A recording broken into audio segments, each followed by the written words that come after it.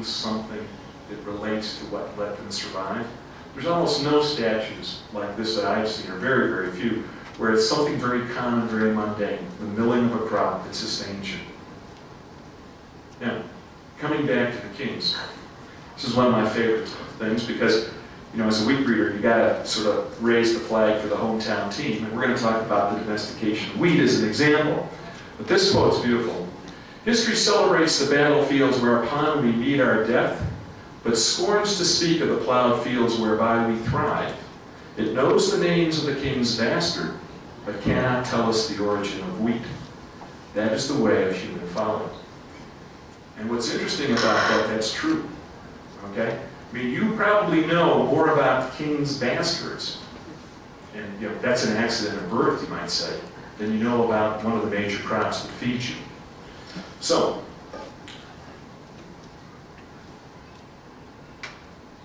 what we do know about wheat, and it is an incomplete story, and I'm a little bit embarrassed because I know Nora Lapitan's in the audience and she knows this story better than I, but she'll correct me later on if I get it screwed up.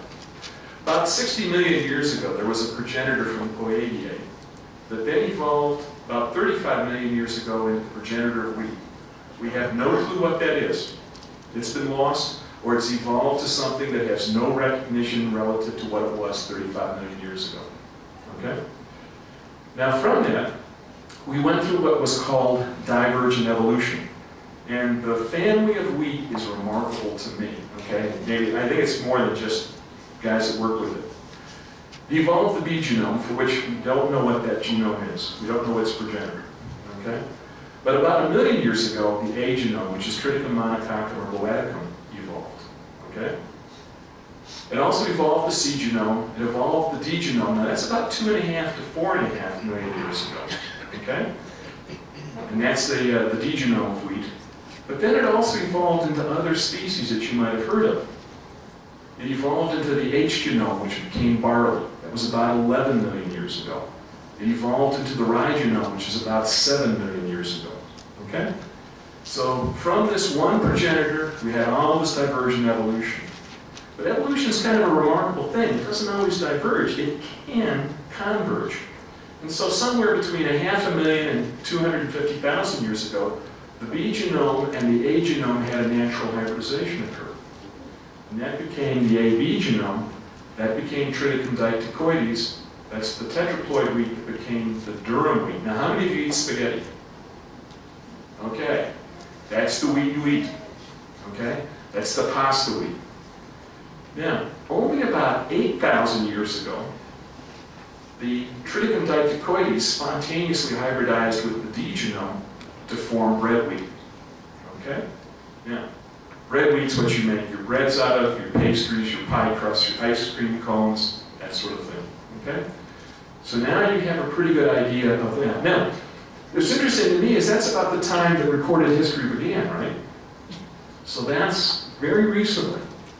Now, you can get wonderful crops out of this convergent evolution, and you can also get pretty nasty weeds, because the C genome naturally hybridized with the D genome gave us jointed goat grass, and that's a really bad weed in Colorado and Nebraska and a lot of other places, okay?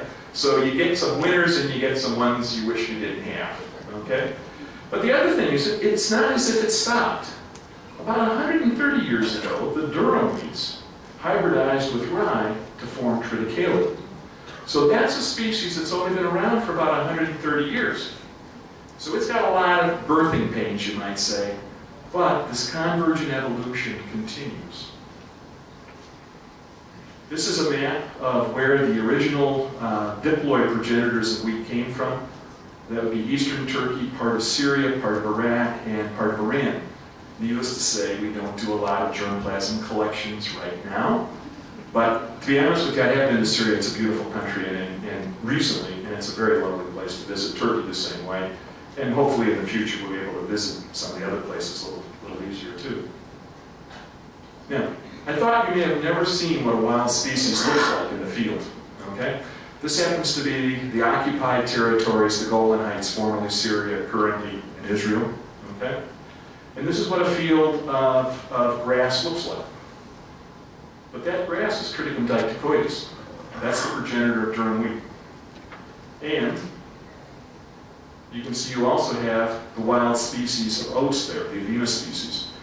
You would also have wild barley, but the wild barley has already grown and shattered, so it's dropped out of the seed, and so you're only seeing the later maturing plants. One of the problems with knowing the origin of crops is you have to be there at the exact right time, because they shatter.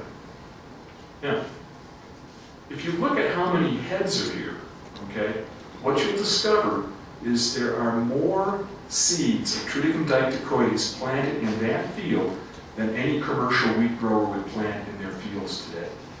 And if you think about it, it's because all the seed drops to the ground. It's not like you harvest it, sell half your crop, and keep just a small portion back. It all shatters to the ground except for what the animals eat. So almost always the seeding rates in the wild species where you see a stand will be at a higher rate than your commercial seeding rates. And if you've ever seen a field of wild barley, it will look thicker than what a commercial field of wild barley will look like. It's absolutely beautiful if you're into that kind of thing. Okay? Now, how do we know about the origin of wheat? Well, because we can redo it.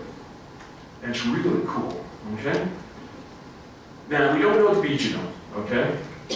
But we have a pretty good guess that it was something like Triticum speltoides, okay? The A genome we think is Triticum boeticum or monococcum. And if you take the A and the B and you hybridize them, you do come up with a looks very much like Triticum dictycoides, okay? So you can retrace this history about 500,000 to 250,000 years ago. And very talented scientists like Nora Lapatan can do that. Guys like me, no way, okay? But that's why we got good scientists here. Okay, now, the female is always written on the left because it has the cytoplasm, and so even though we often write wheat as ABD alphabetically, it really should be BA because the cytoplasm is not the monococcum. Cytoplasm has your chloroplast and your mitochondria in it, so that came from the female. So that's how you can tell which one was the female.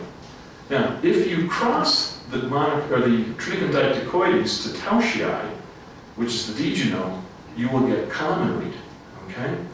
And that's why we like to say us wheat breeders are bad to the bone, okay? That's a little joke, come on. Yeah, okay, that's a little better, I like that, okay. But actually, we'll go back to the alphabetical ABD, okay? But you can retrace this. Now, that's pretty cool, that's wonderful, right? And aren't we happy that we can see our history again?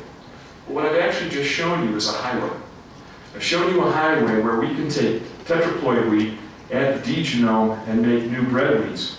And so if you're here, people like John McKay, Pat Byrne, Scott Haley, they have a grant to take drought tolerance out of the Tauschii, add it to the dictycoides. They work with people like myself in Nebraska and Bjorn Martin in Oklahoma State. We're using the same pathway of evolution to basically recapture the genes we may have lost in the evolution. And you've got that in your hometown team. And so if you want to see what synthetics look like, just go out to Pat's Fields and Scott's Fields this summer and they'll show them to you. I think, won't you, Pat? Yeah, okay, no problem. Okay. Now, you sit at probably the Fort Knox of all the germplasm. Now, I can't remember its new name because it's much longer, but it used to be the National Seed Storage Laboratories right here at Fort Collins, okay? And the seed is held in packages here, okay? The other way you can converse or preserve germplasm is in situ. The idea being that that germplasm will continue to evolve over time, okay? Now, this is in situ germplasm conservation. This is Dr. Rajaram, Sanjay Rajaram, probably the greatest wheat breeder since Norman Borlaug. Happened to be at Icarta. This is in the middle of Syria. We're looking at Hordeum bulbosum.